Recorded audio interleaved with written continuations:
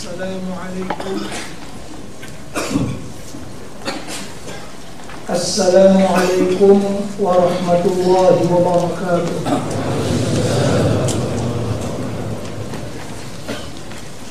Bismillahirrahmanirrahim. Ila hadratin nabiyil mustafa rasulillah sallallahu alaihi wasallam wa ila kafatil anbiya'i wal mursalin wa li jami'il muslimina wal muslimat wal mu'minina wal mu'minat wa bil khusus ila ruhil imam Abi Hamid Muhammad ibn Muhammad Al-Ghazali rahimahullahu ta'ala wa ila ruhil Syekh Abdul Samad Al-Falimbani rahimahullahu ta'ala.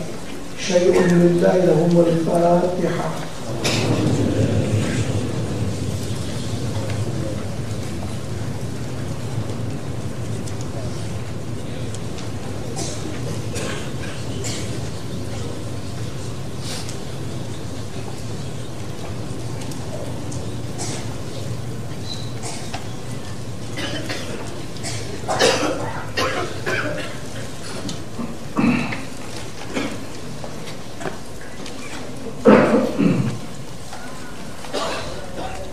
Bismillahirrahmanirrahim.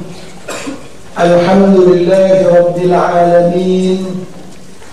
Nahmaduhu wa nasta'inuhu wa nastahdihi wa nastarshiduhu wa nu'minu bihi wa natawakkalu alayhi wa na'udzu bihi min shururi anfusina wa min sayyiati a'malina. Allahumma salli wa sallim wa barik ala sayyidina wa maulana Muhammad wa ala alihi wa sahbihi wa man ihtada bihadihi wa istanna bi sunnatihi wa jahada bi jihadihi ila yaumiddin.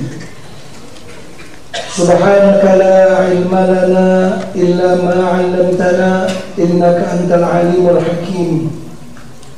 Rabbi shrah li sadri wa yassir li amri wahlul 'uqdatam min lisani yafqahu qawli. Bismillahi ma syaa Allah, la quwwata illa billahi ma syaa Allah. Kullu ni'matin min Allah ma syaa Allah. Al khairu kulluhu bi yadillah ma syaa Allah. La yasrifu as-su'a illa Allah. Amma ba'd. Qala al-mu'allif rahimahullah wa nafa'ana bihi wa bi'ulumihi fid dharain amin. Dan kata Syekh Ibnu Abbad rahimahullahu ta'ala dalam syarah hikam, wa'lam annahu qad warada fil kitabi was sunnah min fadlil ilmi wal ulama ma la yuhsa kasratan ولا يرجى حصول ذلك إلا لمن صحت منه نيته وصحة نيته في ذلك أن يكون غرضه فيه طلب مرضاة الله تعالى واستعماله فيما ينفع عنده وإشارة الخروج عن ظلمة الجهل إلى نور العلم. فهذه النية الصحيحة التي تحمد على عاقبتها آجلا وتجتنى ثمرتها في طاعة الله عاجلا.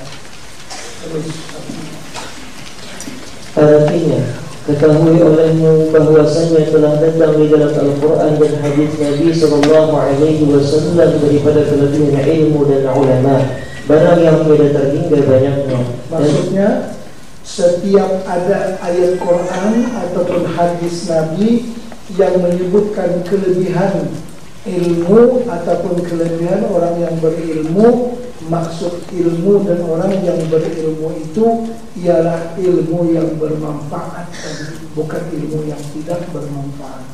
Terus, dan tiada diharap hasil yang demikian itu melainkan bagi orang yang sah daripadanya niatnya, dan sah niatnya pada demikian itu adalah kehendaknya dalam menuntut ilmu itu itu menuntut akan yang diridhai Allah Ta'ala, yaitu mengerjakan taat dan menjauhkan maksiat, dan lagi diamalkannya ilmunya pada yang memberi manfaat padanya, dan lagi isyarat keluar daripada kelam jahil kepada terang ilmu, maka itulah niat yang sahih yang dipuji atas kemudiannya itu di dalam akhirat dan dapat faedahnya di dalam taat akan Allah Ta'ala di dalam dunia. Artinya itu sahaja yang mendapat kelebihan yang tersebut dalam ayat-ayat Quran dan hadis-hadis Nabi yang menyebutkan kelebihan orang yang berilmu dan kelebihan ilmu, yaitu orang yang mencari ilmu niatnya ikhlas karena Allah Ta'ala. Terus, dan kata Imam Al-Ghazali rahimahullah ta'ala pada permulaan kitab Bidayatul Hidayah, in kunta taqsidu bi talabil ilmi al-munafasata ay al-mubalaghata wal mubahati ay al-mufakhara wa taqadduma 'ala al-afrad wa istimalata wujuhin nasi ilayka wa jam'a hutami dunya fa anta sa'in fi hadmi dinika wa ihlaki nafsik wa bai'i akhiratika fi dunyak wa صفقتك خاسرة وتجارتك بائرة ومعينك معين لك على عصيانك وشريك لك في خسرانك وهو كباعي كسيف من قاطع طريق ومن أعان على معصية ولو بشطر كلمة كان شريكا له فيها. Artinya maka ketahui olehmu bahwasanya jika engkau kehendaki dengan menuntut ilmu itu akan bersedap-sedap dan bermegah-megah dan terdahulu atas orang yang sama-samamu, dan supaya cenderung muka manusia kepadamu dan menghimpunkan kekayaan dunia, niscaya engkau mengusahi pada meruntuhkan akan agamamu dan membinasakan dirimu, dan engkau telah menjual akhiratmu dengan duniamu, maka perjualanmu itu rugi dan perniagaanmu itu tiada laku. Adanya orang yang niatnya bukan ikhlas karena Allah Subhanahu wa Ta'ala, seperti tadi, untuk memalingkan muka manusia kepadanya supaya dia jadi masyhur di kalangan manusia, ataupun untuk mencari keuntungan dunia, maka itu niat yang tidak baik yang merugikan orang yang mencari ilmu tersebut. Terus, dan orang yang mengajar akan dikau itu menolong bagimu atas maksiat dan menyebutui ia akan dikau di dalam kerugianmu, dan yaitu seperti menjual pedang kepada orang yang merampas di jalan, dan yang demikian itu adalah perbuatan maksiat. Dan barang siapa menolong akan seseorang atas perbuatan maksiat, dan jikalau dengan setengah perkataan sekalipun, maka adalah ia jadi menyekutui di dalamnya. Artinya seorang guru yang tahu bahwa muridnya mengaji daripada dia itu dengan tujuan bukan karena Allah, si guru masih lagi mengajarkan ilmu kepada murid, dia tahu muridnya bukan karena Allah, tetap ilmu diberikannya kepada murid tersebut, maka guru itu bersyubhat dalam maksiat. Sama dengan hukumnya orang yang menjual pedang kepada orang yang nak merampas, yang nak merompak orang lain. Artinya kalau seorang guru mengetahui ada niat yang tidak baik di hati pelajar dia, di hati murid dia, dia mesti membetulkan niat mereka supaya dia tidak bersyubhat, tidak terlibat dalam maksiat yang nantinya akan dikerjakan oleh si murid tersebut.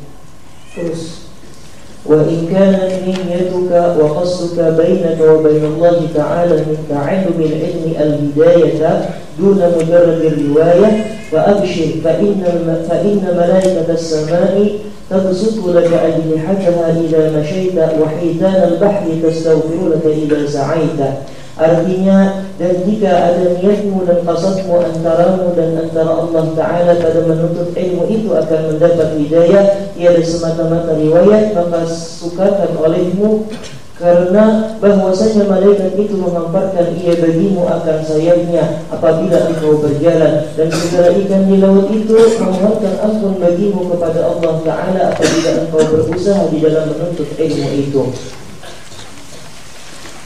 Dan ketahui olehmu wahai talib bahwasanya bagi orang yang menuntut ilmu itu 3 perkara.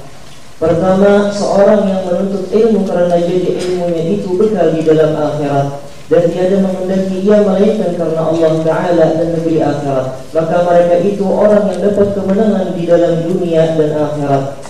yaitu yang dinamakan mereka itu al-muttaqin, seperti firman Allah Ta'ala, innallaha yuhibbul muttaqin. Artinya bahwasanya Allah Ta'ala itu kasih akan orang yang muttaqin. Dan lagi firman Allah Ta'ala, wa tazawwadu fa inna khairaz zadi taqwa. Artinya, dan ambil oleh kamu bekal di dalam akhirat, maka bahwasanya orang yang terlebih baik daripada bekal itu yaitu takut akan Allah Ta'ala. Dan makna takwa itu yaitu mengerjakan taat dan menjauh akan maksiat, seperti yang lagi tersebut makna takwa itu di dalam kitab ini. Maksudnya orang yang mencari ilmu terbagi kepada 3 mengikut niatnya.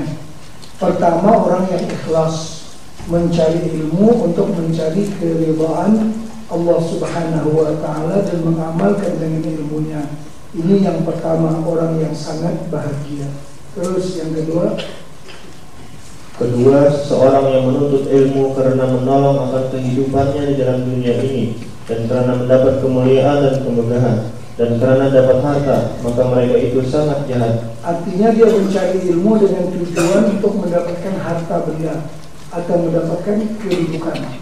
Di sini ada benda yang mesti kita paham ya, supaya kita boleh membedakan antara matlub dengan mauhub. Orang yang mencari ilmu karena Allah pun mereka itu akan dimurahkan juga rezeki mereka oleh Allah Subhanahu wa Ta'ala, tapi itu tidak meniatkannya. Dia hanya merupakan sesuatu yang dianugerah oleh Allah kepadanya. Tak payah diniat, rezeki dia pasti akan dapat. Yang salah itu daripada awal lagi mencari ilmu, tujuan nak cari duit, tujuan nak cari harta, tujuan nak cari gaji dan sebagainya. Kalau orang itu berniat mencari ilmu karena Allah, kemudian datang kepada harta dan sebagainya, itu tak jadi masalah. Karena benda itu namanya mauhub, sesuatu yang diberi oleh Allah.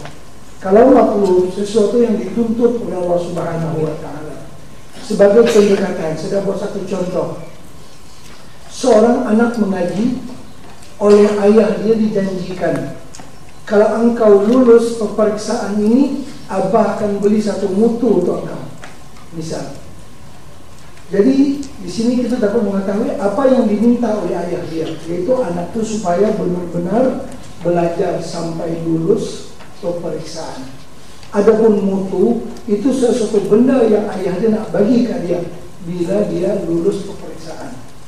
Nah, si anak ini apa yang dia mesti pulun, apa yang dia mesti berikan perhatian, mempelajari pelajaran sampai dia benar-benar lulus. Kalau dia dah lulus, mutu akan datang. Tapi kalau awal-awal lagi dia dijanji oleh ayah dia, bila engkau lulus peperiksaan, ayah nak beli mutu pada engkau. Hari-hari pergi beli mutu, tengok dedek yang mana satu, ayah aku nak beli aku nanti. Yang buku pelajaran dia tak baca. Jadi kan dia memikirkan benda yang dijanji, bukan benda yang disuruh, benda yang dituntut oleh ayah dia. Ayah dia tuntut kepada dia supaya baca buku betul-betul, supaya lulus peperiksaan. Itu yang dia mesti kena buat kerja betul-betul. Masalah mutu datang kemudian. Bila dia lulus, mutu mesti datang. Macam yang dijanjikan oleh ayah dia.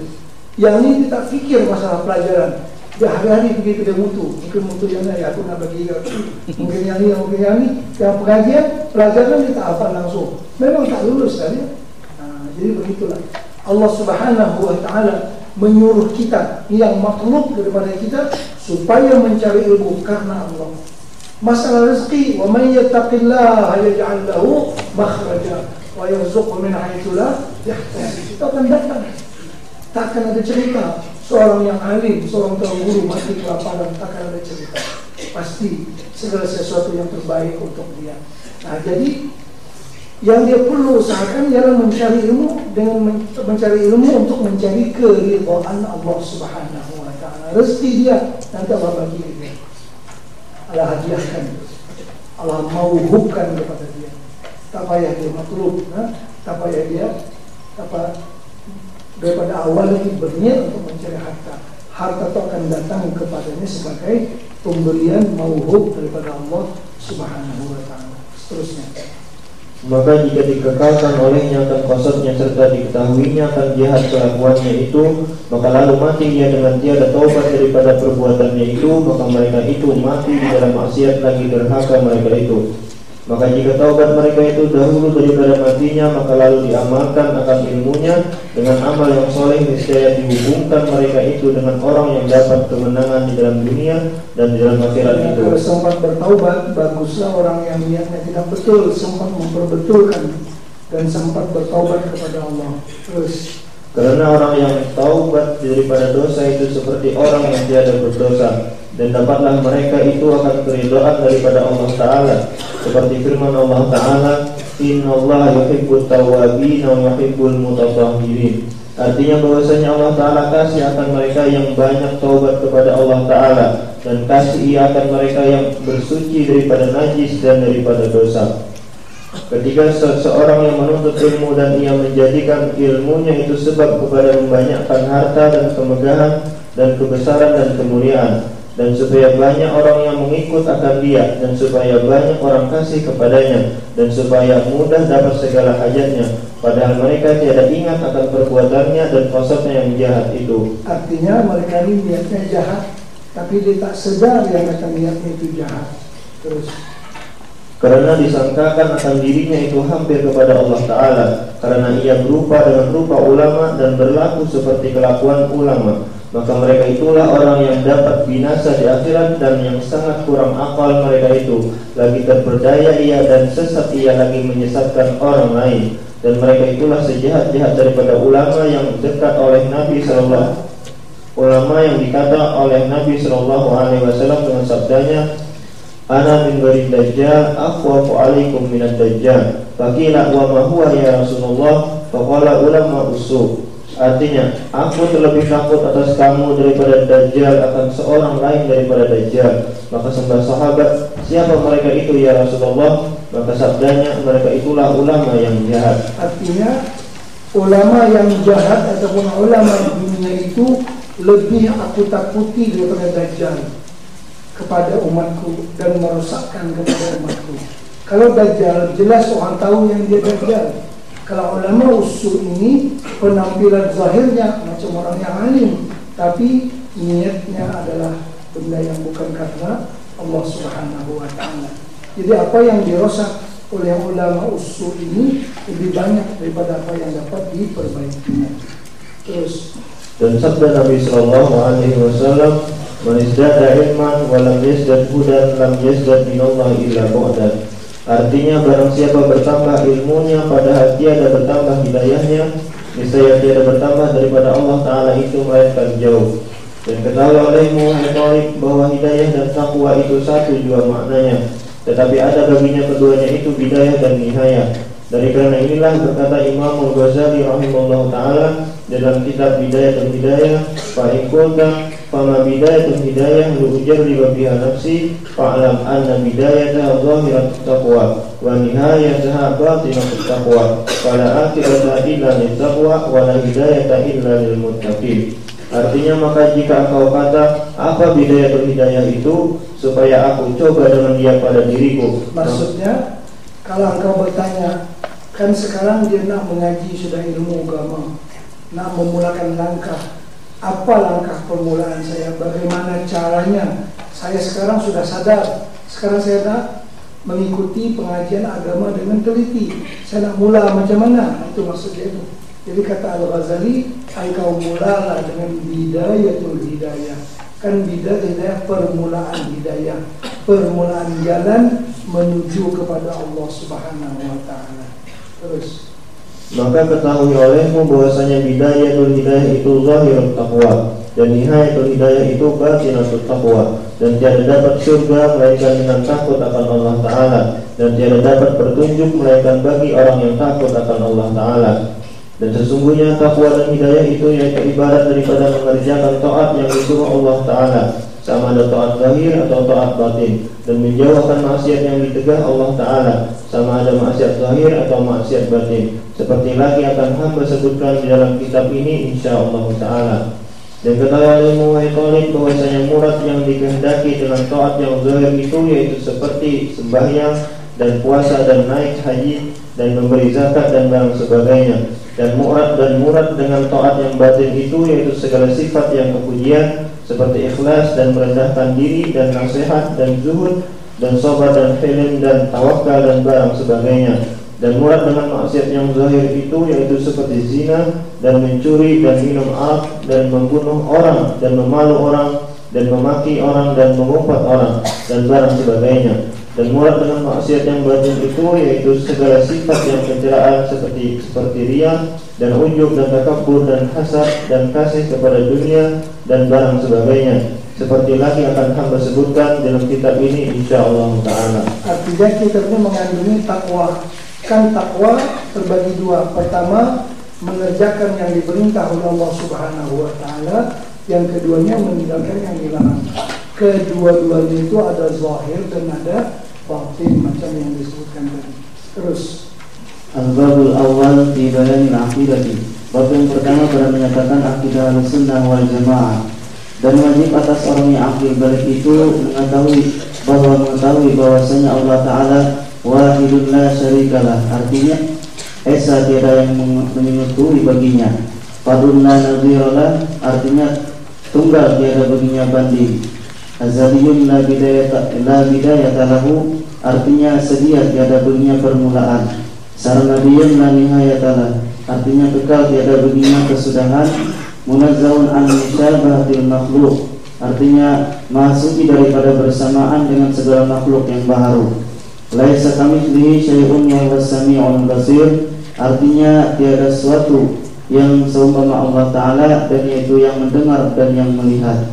Laisa bijismin musawwarin. Artinya tiada Allah Ta'ala itu berjisim yang berupa. Ta'ala Allahu 'anil intiqalati wal harakati wal hululi wal aqfari wal jihad. Artinya maha suci Allah Ta'ala daripada berpindah dan bergerak dan mengambil tempat dan bertempat yang tertentu pada suatu benda atau berpihak pada suatu benua atau berpihak dengan pihak yang tertentu. La yahwihi makanun. Artinya tiada mengikuti akan Allah Ta'ala itu oleh tempat. Wa la yuhsihi zamanun. Artinya dan tiada menentukan Allah Ta'ala oleh zaman. Karena qabla an khalaqaz zaman wal makan wa huwa al-ana 'ala ma 'alaihi kan. Artinya Allah Ta'ala itu dahulu daripada bahwa ia menjadikan akan zaman dan tempat, dan adalah Allah Ta'ala sekarang atasnya, yaitu ada ia sedia tiada berubah-ubah daripada sedianya. Adapun setengah daripada segala sifat yang wajib bagi hak Allah Ta'ala itu, maka itu 20 sifat. Pertama wujud artinya ada. Kedua qidam artinya sedia. Ketiga baqa artinya kekal. Keempat mukhalafatuhu ta'ala lil hawadits. Artinya bersalah-salahan ia bagi segala yang baharu. Kelima qiyamu ta'ala binafsihi. Artinya berdiri ia dengan sendirinya. Keenam wahdaniyah artinya esa. Ketujuh qudrat artinya kuasa. Kedelapan iradat artinya berkehendak. Kesembilan ilmu artinya mengetahui. Kesepuluh hayat artinya hidup. Ke-11 sama artinya mendengar. Ke-12 basar artinya melihat. Ke-13 kalam artinya berkata-kata. Ke-14 kaunu ta'ala qadiran artinya keadaan Allah Ta'ala yang kuasa. Ke-15 kaunu ta'ala muridan artinya keadaan Allah Ta'ala yang berkehendak. Ke-16 kaunu ta'ala aliman artinya keadaan Allah Ta'ala yang mengetahui. Ke-17 kaunu ta'ala hayyan artinya keadaan Allah Ta'ala yang hidup. Ke-18 kaunu ta'ala sami'an artinya keadaan Allah Ta'ala yang mendengar. Ke-19 kaunu ta'ala basiran artinya keadaan Allah Ta'ala yang melihat. Ke-20 kaunu ta'ala mutakalliman artinya keadaan Allah Ta'ala yang berkata-kata. Adapun setengah daripada sifat-sifat yang mustahil atas hak Allah Ta'ala itu, maka yaitu 20 sifat, yaitu lawan segala sifat yang tersebut itu jua. Adapun sifat yang jaiz artinya harus pada hak Allah Ta'ala itu, maka yaitu berbuat yang mungkin atau meninggalkan berbuat akan dia, yakni harus diperbuatnya dan harus tiada diperbuatnya akan dia, maka tiada wajib atasnya berbuat akan dia dan meninggalkan akan dia. Dan sifat-sifat yang wajib pada hak segala Rasul itu 3 perkara. Pertama sidik artinya benar. Kedua amanah artinya kepercayaan. Ketiga tabligh artinya menyampaikan segala barang yang disuruhkan mereka itu, menyampaikan akan dia kepada segala makhluk. Adapun sifat yang mustahil atas mereka itu, maka yaitu lawan sifat yang tiga itu, yaitu kadzib artinya dusta, dan khianat artinya curang, dan kitman artinya menyembunyikan. Adapun sifat yang harus bagi mereka itu yaitu menerima barang sesuatu daripada al-a'radul basyariyah, yakni sifat kemanusiaan yang tiada membawa kepada mengurangkan martabat mereka yang tinggi itu, seperti sakit dan barang sebagainya. Maksud di sini al-a'radul basyariyah kan sifat Rasul yang harus, yaitu sifat-sifat kemanusiaan yang tidak membawa kepada mengurangkan martabat mereka. Mungkin ada yang membaca dalam Qasasul Anbiya dikatakan bahwa sabarnya Nabi Ayub sampai badan dia berulat. Kata kalau dia berwudu pun ulat itu diangkat daripada badan dia, letak ke lantai, lepas dia berwudu letak balik di badan dia. Ini adalah cerita dongeng Israiliyat, tidak betul. Kalau pendakwah badan dia berulat macam tu, siapa nak dengar dekat dia? Kan itu melebihi. Kononnya dia nak cerita sabar sangat Nabi Ayub alaihi salatu wassalam.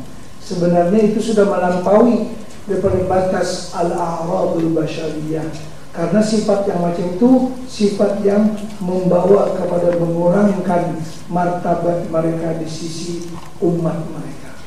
Jadi memang Nabi Ayub dibalakan oleh Allah Subhanahu wa taala dengan bala yang begitu besar sekali, tapi tak sampailah macam cerita tu badan berulat apa semua tu, itu melampaui batas. Itu termasuk cerita Israiliyat, karena al-a'radul basyariyah yang dibolehkan kepada para anbiya alaihi wassalatu wassalam ialah selama tidak membawa kepada mengurangkan martabat mereka yang tinggi itu. Seterusnya. Dan demikian lagi wajib atas tiap-tiap mukallaf akil balik bahwa mengetahui dan mengiktikadkan bahwasanya Allah Ta'ala membangkitkan Nabi yang ummi daripada Quraisy diperanakan di negeri Makkahul Mukarramah dan dikuburkan di dalam negeri Al-Madinatul Munawwarah, namanya Muhammad sallallahu alaihi wasallam, yang anak Abdullah, yang anak Abdul Muttalib, yang anak Hashim, yang anak Abdul Manaf, dan disuruhkan atau diutus menjadi rasul kepada sekalian Arab dan Ajam dan jin dan manusia. Maka membinasakan syariatnya itu akan segala syariat nabi-nabi yang dahulu, yaitu penghulu segala manusia, dan yaitu terlebih daripada segala anbiya yang dahulu. Maksud membinasakan itu mengganti dengan bahasa lama. Maka membinasakan syariatnya itu akan segala syariat nabi-nabi yang dahulu, artinya mengganti, menasahkan, ya, mengganti. Terus. Dan demikian lagi wajib atas tiap-tiap akil balik itu membenarkan akan Nabi Muhammad pada sekalian yang dikabarkannya daripada Allah Ta'ala, sama ada perbuatan dunia dan akhirat, dan bahwasanya tiada diterima iman seseorang melainkan membenarkan akan barang yang dikhabarkan oleh Nabi Sallallahu Alaihi Wasallam, akan kabar yang kemudian daripada mati. Ini dipanggil sama'iyah, ya, yang didengar oleh Nabi wajib dipercayai. Terus seperti soal munkar dan nakir, yaitu malaikat yang hebat lagi menakutkan yang mendapatkan ia akan mayit. Maka bertanya keduanya itu daripada tauhid dan agama dan risalah dengan katanya, man rabbuka wa ma dinuka wa man nabiyyuka, artinya siapa Tuhanmu dan apa agamamu dan siapa nabimu. Dan kedua-dua malaikat itu yaitu permulaan fitnah kemudian daripada mati. Fitnah pada ujian. Dan demikian lagi wajib atas mereka itu percaya akan siksa kubur bagi orang yang maksiat dan kesenangan kubur bagi orang yang beribadah, dan bahwasanya sekaliannya itu benar. Maka jika menyiksa Allah Ta'ala akan orang yang berbuat maksiat, maka yaitu dengan adilnya, dan jika memberi kesenangan Allah Ta'ala akan hambanya yang berbuat taat, maka yaitu dengan anugerahnya, karena tiada wajib atasnya sesuatu daripada itu. Dan demikian lagi wajib atas mereka itu bahwa percaya akan mizan, yakni neraca di dalam akhirat, ditimbang di dalamnya segala amal manusia. Jadi ini semuanya sama'iyah, kita percaya saja. Siksa kubur, ditimbang amal nanti pada hari kiamat. Contohnya siksa kubur ataupun nikmat kubur. Wah, hatta kepada orang yang tak ada kubur. Kalau orang itu terbakar, mati di laut dan sebagainya, yang kubur dia tak ada. Apakah mereka itu kalau orang yang saleh mendapatkan nikmat kubur? Ya, dia dapat. Bagaimana? Kita tak tahu. Kita terima saja berita itu. Jadi nak tanya bagaimana nikmat kubur bagi orang yang saleh yang tak ada kubur dia, itu kita percaya saja dia ada. Bentuknya bagaimana? Kita tak tahu, serahkan ilmunya kepada Allah. Macam juga orang yang kafir yang dibakar misalnya. Dia dibakar tak ada kubur, tapi mereka itu orang yang kafir, mereka tetap disiksa dalam kubur. Nah, cuma bagaimana kubur pun tak ada, itu kita percaya saja dengan perkara senangnya. Macam juga kemampuan kita menjawab soalan mungkar dan nakir dalam kubur, itu dengan kemampuan amal kita di dunia.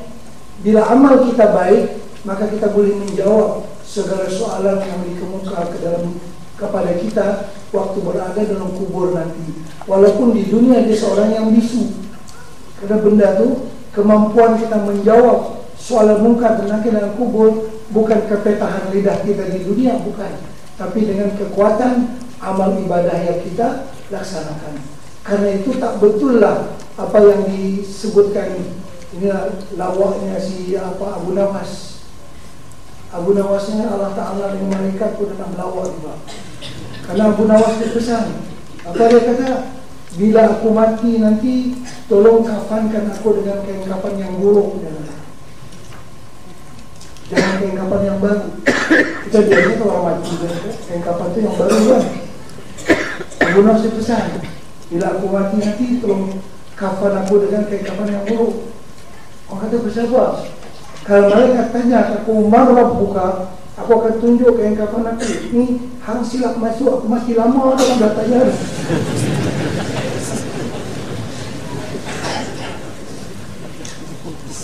Pasal kain lama kan? Dia nak melawak macam tu dalam kubur dia. Dia bukan lagi ni. Tak betul lah apa lawak dia tak betul. Sebenarnya mampu tidak mampu menjawab soalan dalam kubur itu mengikut amal ibadah kita. Nah, walaupun orang itu fasih berbahasa Arab seperti fasihnya Abu Jahal, kalau tanya marah buka, dia tak boleh jawab. Dia tak boleh jawab karena dia tak ada amalan yang saleh.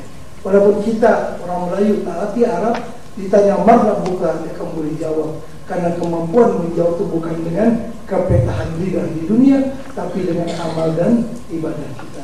Terus, dan demikian lagi wajib atas mereka itu bahwa percaya akan sirat, yaitu titian di atas neraka Jahannam, yaitu terlebih halus daripada rambut dan lebih tajam daripada pedang, dan tergelincir atasnya segala kaki orang yang kafir dan munafik, maka jatuh mereka itu ke dalam neraka. Dan tetap atasnya segala kaki orang mukmin, lalu masuk mereka itu ke dalam syurga. Tetapi bersalahan perjalanan orang mukmin itu sekira-kira amal mereka itu. Setengah mereka itu seperti kilat yang menyambar, dan setengah mereka itu seperti burung yang terbang. Itu kerajuan yang masuk ke dalam surga ya, melintasi sirat. Terus ada yang seperti kilat yang menyambar, ada yang seperti burung yang terbang. Terus, dan setengah mereka itu seperti kuda yang lari, dan setengah mereka itu seperti orang yang berjalan, dan setengah mereka itu merangkak, dan setengah mereka itu mengisun. Demikianlah masing-masing mereka itu sebab bersalahan amal mereka itu.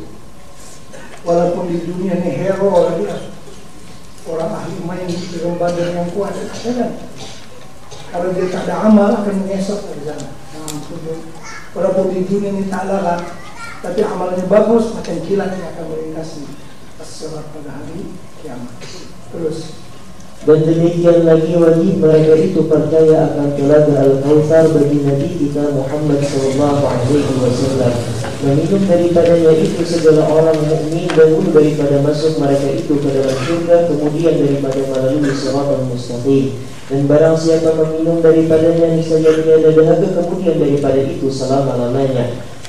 Dan bintangnya itu perjalanan sebulan, dan airnya terlebih putih daripada air susu, dan terlebih manis daripada air madu.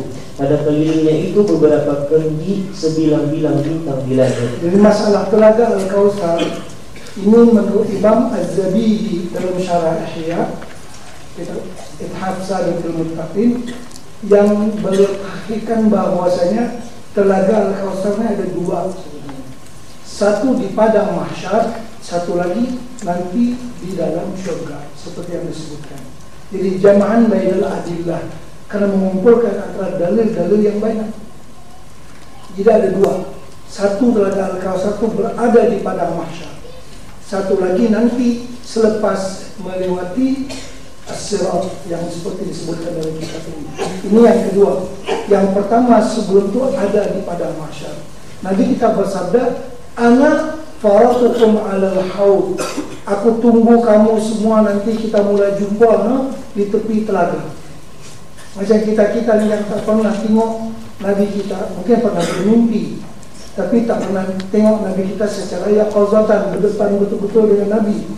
Bila kita pertama tengok Nabi, yaitu di tepi telaga Al-Kautsar nanti.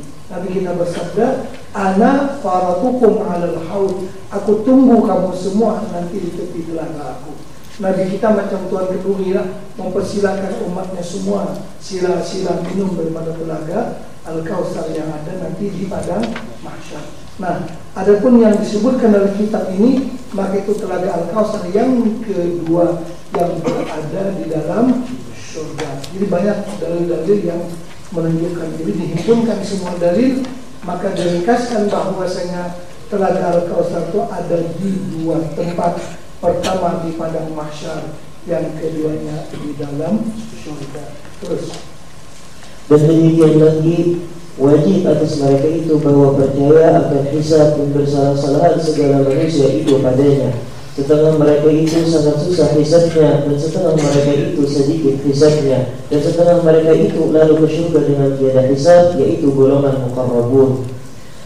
Dan ditanya para anbiya atas menyampaikan risalahnya, dan ditanya orang yang mukmin daripada amal mereka itu, dan ditanyakan orang yang bid'ah daripada agamanya, dan ditanya orang yang kafir daripada mendustakan segala rasul.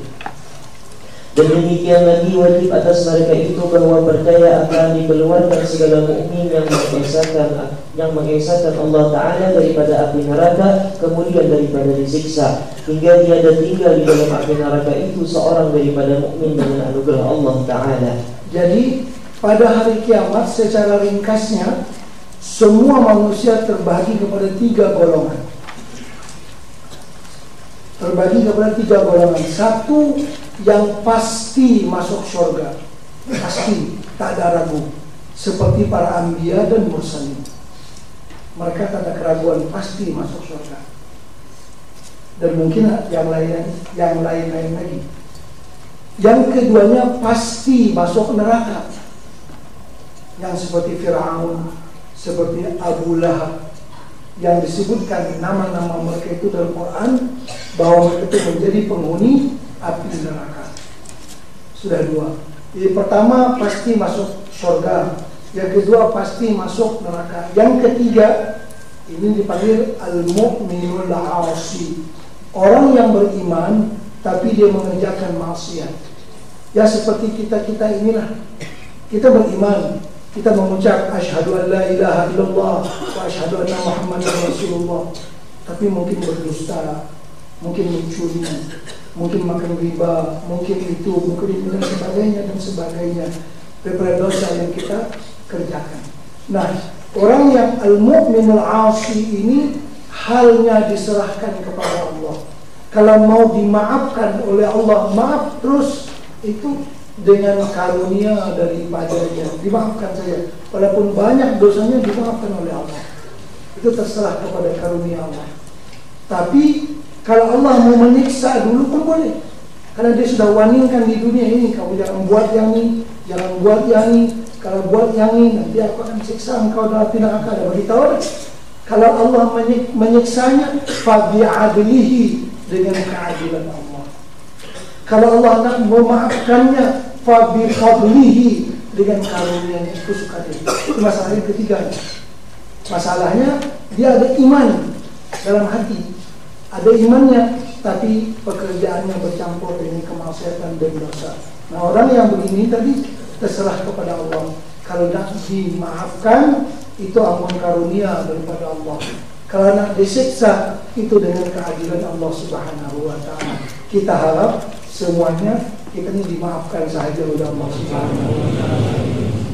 Kita sudah ada kepastian masuk surga, karena sudah ada asyhadu an la ilaha illallah wa asyhadu anna muhammadar rasulullah. Cuma apakah direct masuk surga terus tanpa sabiqatu azabin, tanpa ada didahului dengan azab? Kalau orang berdosa nak disiksa oleh Allah, kesukaan. Yang kita nak sebenarnya dosa kita diampun oleh Allah. Karena itu doa Abu Nawas saja dosa ini Allah Taala menerima. Apa dia kata? Ilahi lastu lil firdausi ahla wala aqwa ala naril jahim. Wahai Tuhan, ya kata, saya ingin masuk surga tak pada muka, beramal malas, ya kan?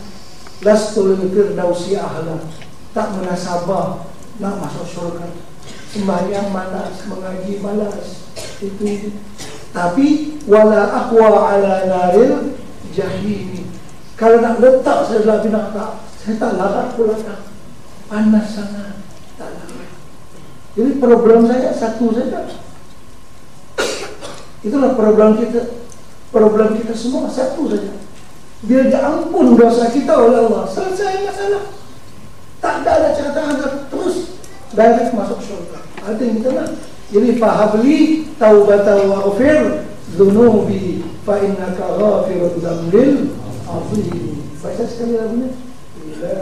Ilahi lastu lil firdausi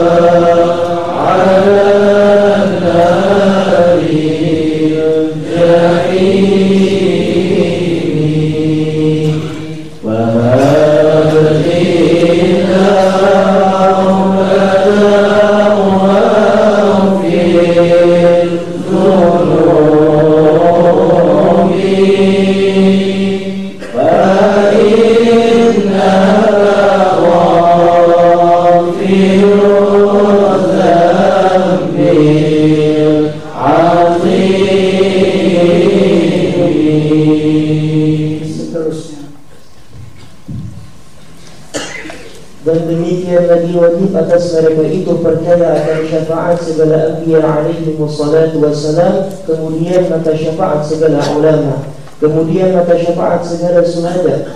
Sudah kita uraikan dari syafaat para anbiya, para ulama, para syuhada. Kemudian maka syafaat sekalian mukmin sekira-kira kemegahan dan derajat mereka itu kepada Allah Ta'ala.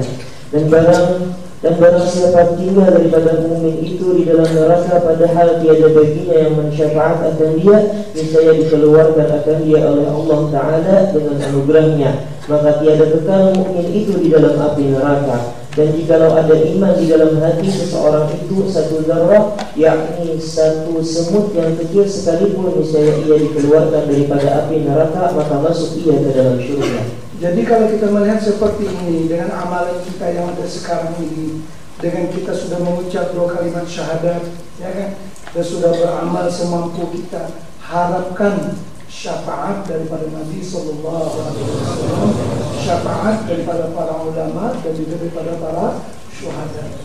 Kalau Nabi kita ada di sisi kita, sewaktu kita dihisab oleh Allah Subhanahu Wa Taala, selesai masalah. Nabi kita bersabda, aqrabukum minni majlisan yaumal qiyamati aktsarukum alayya salata. Orang yang paling dekat dengan aku, orang yang paling berhak untuk mendapat syafaat aku nanti pada hari kiamat, ialah orang yang banyak bersalawat untuk aku. Allahumma salli ala sayyidina Muhammad wa ala ali sayyidina Muhammad. Ya kan? Jadi bila kita banyak bersalawat, insyaallah itu akan mendapat syafaat daripada Rasulullah. Seorang ulama berkata, ya Rasulullah salamun alaik ya rafi'a syani wad daraji wajhukal maimun hujjatuna yauma ya'tin nasu bil hujaji. Wajhukal maimun, wajahmu yang berseri itu ya Rasulullah, itulah hujah kami di hadapan Allah. Kami tak berhujah di hadapan Allah, tapi bila wajahmu yang berseri itu ada di tepi kami nanti ketika kami dihisab di sisi Allah. Selesai masalah. Nabi kita boleh bagi syafaat kita. Walaupun takdirnya di kalangan kita ada yang terpaksa masuk neraka dulu sekian tahun, Nabi kita boleh bagi syafaat, terus surga lah untuk dia. Boleh. Nabi kita ada peruntukan untuk itu. Asy-syafa'atul uzma. Terhebatnya syafaat Rasulullah yang selalu disebut, mudah-mudahan dapat syafaatnya Rasulullah. Jadi kalau Nabi kita ada di sisi kita, sewaktu kita dihisab oleh Allah, selesai masalah. Jadi wajhukal maimun, wajahmu yang berseri itu ya Rasulullah, hujjatuna, itu hujjah kami di sisi Allah. Dengan berkat itu kami akan selesai masalah. Karena itu perbanyaklah mengucapkan salawat untuk baginda Rasulullah SAW. Ya Rasulullah, salamun alaik ya rafi'al syami wa taraji. Ya Rasulullah, salamun alaik ya rafi'al syami wa taraji. الميمون حجتنا يوم يأتي الناس بالحجج. يا رسول الله سلام عليك يا رفيع الشان والدرج. Dan demikian lagi wajib kita i'tiqadkan bahwasanya segala sahabat Nabi kita Muhammad sallallahu alaihi wasallam itu semuanya adil. Inilah titik beza antara mazhab, antara kumpulan Ahlus Sunnah wal Jamaah dengan orang-orang Syiah. Siapa yang membaca kitab Hidayatus Salihin, insyaallah tak akan jadi Syiah. Ini dia kuncinya. Dan bahwasanya Sayyidina Abu Bakar radhiyallahu anhu itu yang terafdal daripada segala manusia, yang kemudian daripada Nabi kita Muhammad sallallahu alaihi wasallam, dan yang kemudian daripada segala anbiya. Jadi manusia yang paling afdal ba'dal anbiya bitahqiq Sayyidina Abu Bakar As-Siddiq radhiyallahu anhu. Manusia setelah martabat para nabi-nabi yang terafdal seluruhnya ialah Sayyidina Abu Bakar. Itu ijma' ulama Ahlus Sunnah wal Jamaah. Jangan sampai terpengaruh dengan apa-apa yang dikemukakan oleh kelompok Syiah yang coba untuk menodai Sayyidina Abu Bakar. Sayyidina Abu Bakar itu sampai setengah ulama mengatakan siapa yang tidak mengakui kesahabatan Abu Bakar itu menjadi kafir. Kan kalau mencela Abu Bakar, mengatakan dia munafik, artinya tidak sahabat Abu Bakar, tapi orang yang munafik. Kan orang Syiah begitu. Kenapa setengah ulama mengatakan siapa yang tidak mengakui kesahabatan Abu Bakar menjadi munafik? Dalam Quran disebutkan, idh yaqulu li sahibihi la tahzan innallaha ma'ana. Kan dalam surah At-Taubah Allah menyebutkan kisah bagaimana Nabi kita dengan Abu Bakar dalam gua Tur pada malam hijrah, yang Abu Bakar menangis ketakutan kan. Nabi kita berkata kepada Abu Bakar, idh yaqulu li sahibihi, ketika Nabi kita berkata kepada sahabatnya Abu Bakar. Ijma' ulama kata sahibi itu siapa? Tak lain dan tak bukan kecuali adalah Sayyidina Abu Bakar yang dalam gua bersama Nabi. Nah, orang yang mengingkari kesahabatan Abu Bakar mengingkari dengan ayat ini, karena ayat Quran ini berkata idh yaqulu li sahibihi, ketika Nabi Muhammad SAW berkata untuk sahabatnya, yakni suhbatu Abi Bakrin mansusatun fil Quran, kesahabatan Abu Bakar dinaskan dalam Al-Quran. Orang yang mengingkari kehebatan Abu Bakar, kesahabatan Abu Bakar, bermakna dia kufur dengan ayat ini. Orang yang kafir dengan satu ayat daripada Quran sama dengan kufur dengan Al-Quran keseluruhannya. Jadi Abu Bakar, Masya Allah, tabarakallah. Ini akidah kita Ahlus Sunnah wal Jamaah. Terus Kemudian maka Sayyidina Umar radhiyallahu anhu, kemudian maka Sayyidina Utsman radhiyallahu anhu, kemudian maka Sayyidina Ali radhiyallahu anhu, kemudian maka sahabat yang 6 itu yaitu Sayyidina Talhah radhiyallahu anhu dan Sayyidina Zubair ibn Awwam radhiyallahu anhu dan Sayyidina Sa'ad ibn Abi Waqqas radhiyallahu anhu dan Sayyidina Sa'id ibn Zaid radhiyallahu anhu dan Sayyidina Abdurrahman ibn Auf radhiyallahu anhu dan Sayyidina Abu Ubaidah Amir bin Jarrah radhiyallahu anhu. Kemudian maka yang tinggal daripada segala sahabat Nabi kita Muhammad sallallahu alaihi wasallam. Maka barang siapa mengiktikadkan akan segala yang demikian itu serta iktikad yang ta'yin nyata, maka adalah mereka itu daripada ahlul haq, yaitu iktikad ahlus sunnah wal jamaah, dan lepaslah ia daripada kaum yang sesat dan kaum yang bid'ah. Fanasallallahu kamal al-yaqin wa thabat ad-din lana wa likafatul muslimin innahu arhamur rahimin. Sedikit lagi 15 menit terus kita. Al-bab tsani fi ta'at az-zahirah. Bab yang kedua itu pada menyatakan berbuat taat dan ibadah yang zahir. Kata Imam Hujjatul Islam Al-Ghazali rahimahullahu taala, "Ya'lam anna awamirallahi ta'ala fara'idu wa nawafilu. Fal fardu ra'sul mal wa huwa aslul tijarah wa bihi tahsulun najah wa an-nafsu warribuhu wa bihi al-fawzu fid darajat." Artinya ketahui olehmu hai talib bahwasanya segala ibadah yang disuruh Allah Ta'ala yang maha mulia dan maha tinggi itu ada kalanya fardu dan ada kalanya sunnah.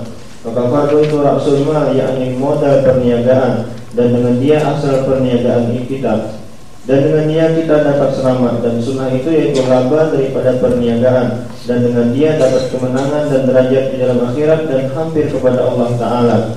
Sabda Nabi sallallahu alaihi wasallam, yaqulu Allah tabaraka wa ta'ala, ma taqarraba ilayya mutaqarrabuna bimisli ada'i ma taqarraba ilayya mutaqarribuna bimisli ada'i maftaratu alaihim wa la yazalul 'abdu yataqarrabu ilayya bin nawafil hatta uhibbahu fa idza ahbabtuhu kuntu sam'ahu alladhi yasma'u bihi wa basarahu alladhi yubsiru bihi wa lisanahu alladhi yantiqu bihi wa yadahu allati yabtishu biha wa rijluhu allati yamshi biha wa qalbuhu alladhi yutmiru bihi. Artinya firman Allah Tabaraka wa Ta'ala dalam hadis qudsi, Dia menghampirkan kepadaku oleh orang yang menuntut hampir kepadaku dengan seumpama berbuat ibadah yang aku fardukan atas mereka itu, dan sentiasa hambaku menuntut hampir kepadaku dengan mengerjakan segala ibadah yang sunnah hingga aku kasih akan dia. Dan maka apabila aku kasih akan dia, niscaya akulah pendengarannya yang ia mendengar dengan dia, dan akulah penglihatannya yang ia melihat dengan dia. Dan maksudnya Allah memelihara pendengarannya dan pendengarannya, dan juga lidahnya, tangannya, dan kakinya, seterusnya. Dan akulah perkataannya yang ia berkata dengan dia, dan akulah tangannya yang ia memegang dengan dia, dan akulah kakinya yang ia berjalan dengan dia, dan akulah hatinya yang ia mencinta dengan dia. Dan ketahui olehmu hai talib bahwa tiada kuasa engkau mendirikan akan segala ibadah yang disuruhkan Allah Ta'ala itu, kecuali dengan sungguh-sungguh engkau memeliharakan akan hatimu dan segala anggotamu pada tiap-tiap ketikanya dan tiap-tiap nafasmu, daripada ketika pagi hingga petang. Dan tiada kuasa engkau atas yang demikian itu, melainkan apabila engkau aturkan bahagian segala waktumu itu dengan wirid-wirid dan ibadah-ibadah daripada pagi hingga petang. Maka engkau ingatkan pada tiap-tiap waktumu akan segala ibadah yang disuruhkan Allah Ta'ala, maka engkau kerjakan akan dia. Jadi kita beribadah ini pertama menunaikan yang fardu, yang wajib. Setelah itu memperbanyak yang sunnah. Nah, kalau kita nak menunaikan yang fardu dan nak memperbanyak yang sunnah, Imam Al-Ghazali rahimahullah telah berkata, kita tak akan boleh berbuat demikian kecuali bila kita buat jadwal. Bila kita buat jadwal waktu kita, baru kita boleh mendapatkan barakah pada waktu kita. Kalau tidak, nanti banyak benda yang terluput karena tak terjadwal. Jadi buat jadwal harian. Nah, ini yang saya katakan tadi.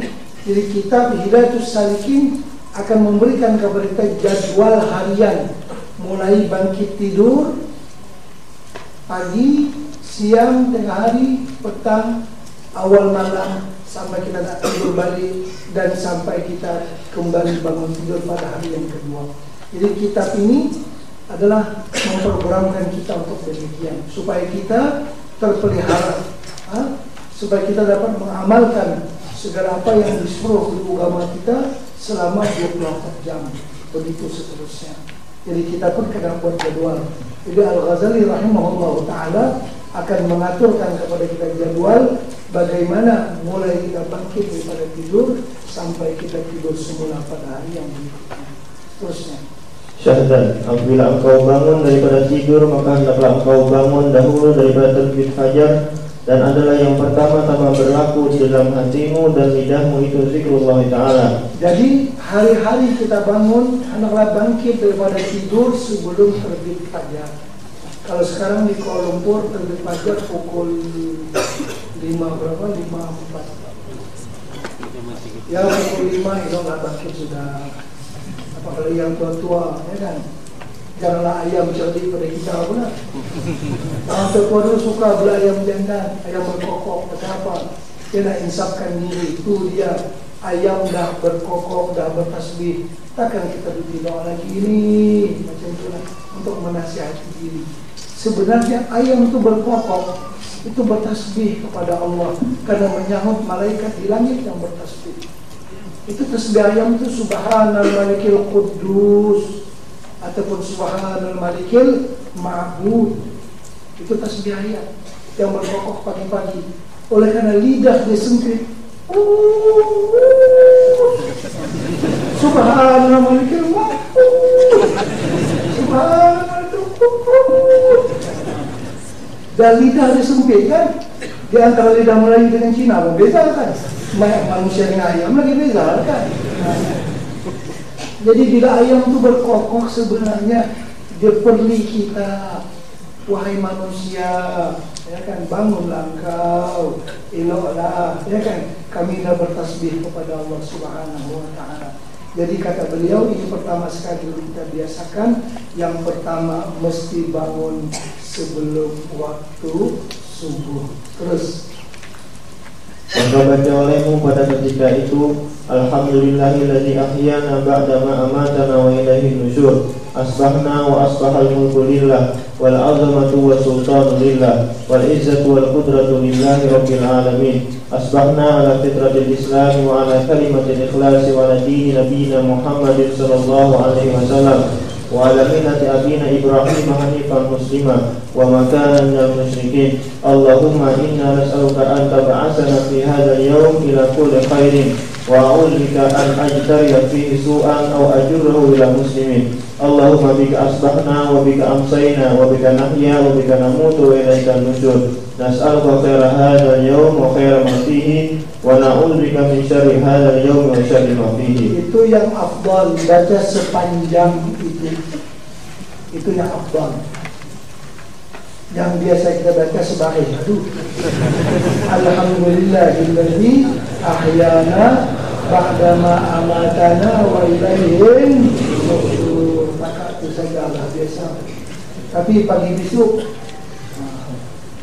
kata Imam An-Nawawi rahimahullahu ta'ala, bila kita dapat amalan yang macam ini, dia kata paling kurang sekali seumur hidup kena buat, supaya tercatat di kalangan orang yang beramal dengan ilmunya.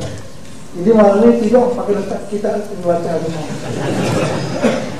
Bangun tidur pagi besok baca. Jadi spek batal letak tujuan lah. Saya boleh tengok yang biasa baca pendek saya, bacalah sekali panjang, walaupun hanya cuma sekali seumur hidup, tapi pernah sudah mengamalkan dengan ilmu itu, maka dihitung di kalangan orang yang sudah beramal dengan ilmunya. Kalau boleh tambah-tambah lagi lah. Terus maka apabila engkau memakai akan kain, maka hendaklah engkau niatkan dengan dia mengerjakan suruhan Allah Ta'ala pada menutup auratmu, dan jangan kau qasatkan memakai kain itu supaya dipuji orang, karena qasat yang demikian itu jadi riaknya itu haram. Dalam kitab yang jauh ini dia tak ada terjemahan diambil di lain sebenarnya. Ya. Terus pasal kedua, Faslun fi adabi qada'il hajat. Ini suatu pasal pada menyatakan adab qada hajat. Maka apabila engkau hendak masuk ke dalam tandas, Baitul Khala sama ada tandas. Dalam cetakan Indonesia tandasnya bertulis WC. Dalam cetakan Indonesia, karena orang Indonesia tidak paham makna tandas. Ada guru di Indonesia mengajar kita ini baca tandus. Nah, jadi terpaksa kita kurungkan ke WC, kan WC lah, WC itu WC Indonesia. Artinya kamar kecil ya. Kalau yang cetakan Indonesia ada begitu. Kalau yang Malaysia Baitul Khala saja.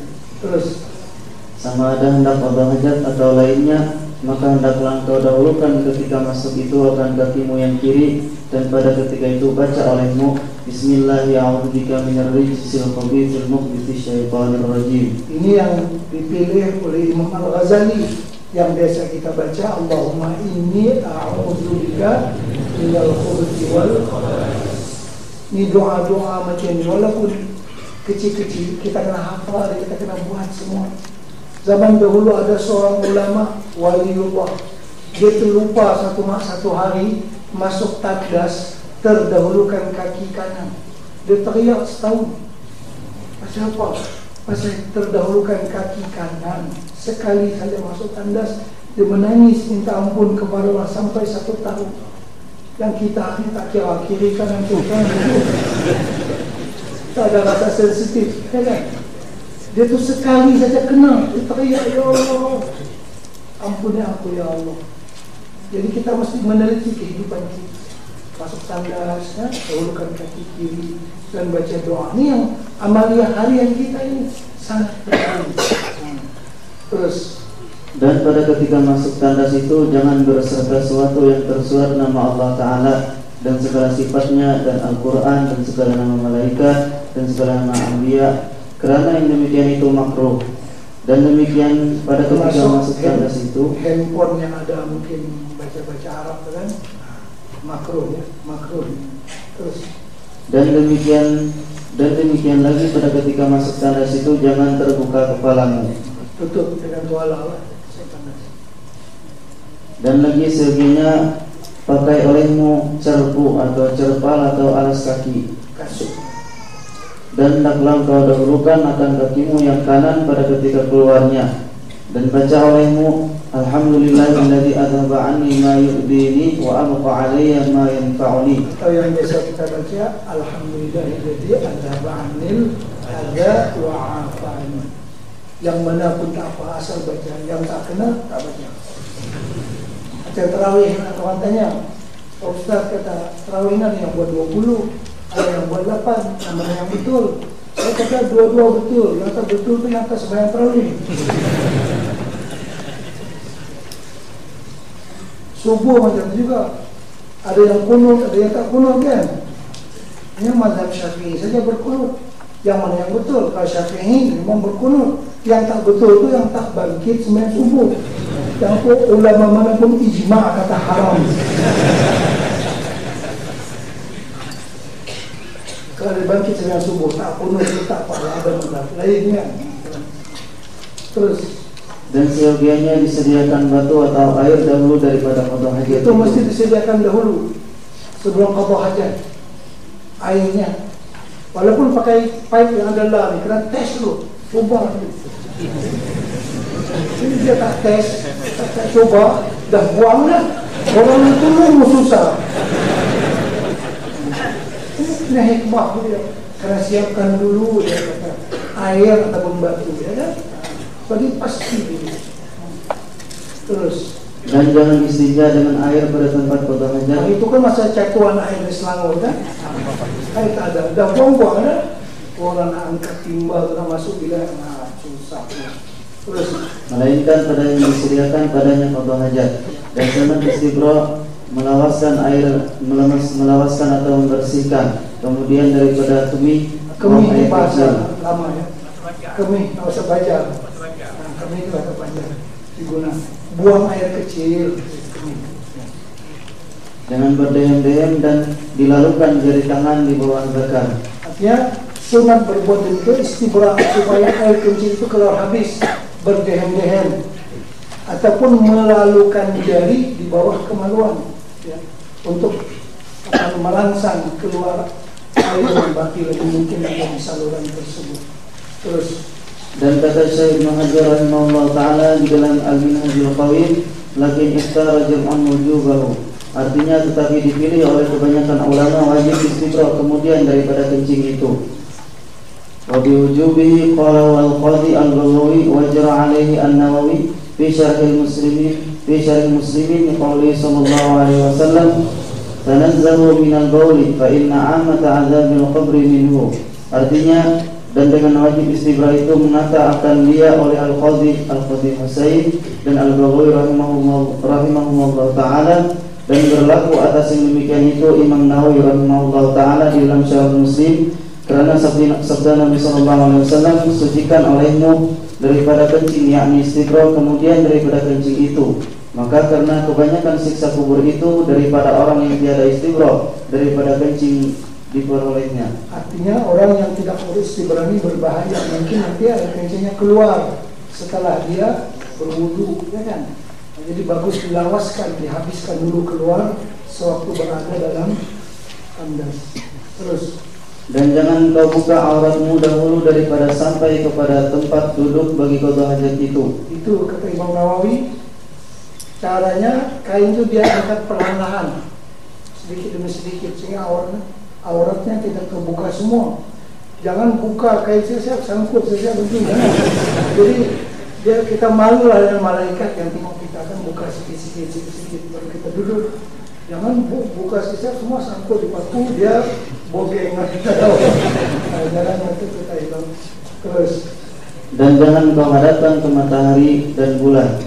Dan jangan kau menghadap kiblat, dan jangan kau belakangkan akan dia. Dan jangan kau duduk qada hajat di dalam air tenang. Tenang itu yang tidak mengalir. Dan jangan kau kencing atau berak di bawah pohon kayu yang berbuah. Yang berbuah ini yang boleh berbuah itu makruh. Kalau yang sedang berbuah sangat-sangat makruh. Apalagi di bawah pokok durian. Dia itu semacam mengulah dulu. Dan jangan kau kencing atau berak di dalam lubang tanah. Itu jangan juga. Kita masuk hutan ada lubang kan kita kencing, jangan. Atau kita buang air besar, jangan ada lubang tanah. Kecil lubang yang kita buat dengan cangkul kita sini tahu. Kalau lubang yang ada jangan. Karena di lubang itu ada penghuni dia. Ada penghuni dia. Ada semut, ada itu. Mungkin biawak kan. Kalau biawak tak ada nak pakai telur. Kan? Dia lari. Kalau semut dia akan cakap, biasa hujannya sejuk, akhirnya hujan panas.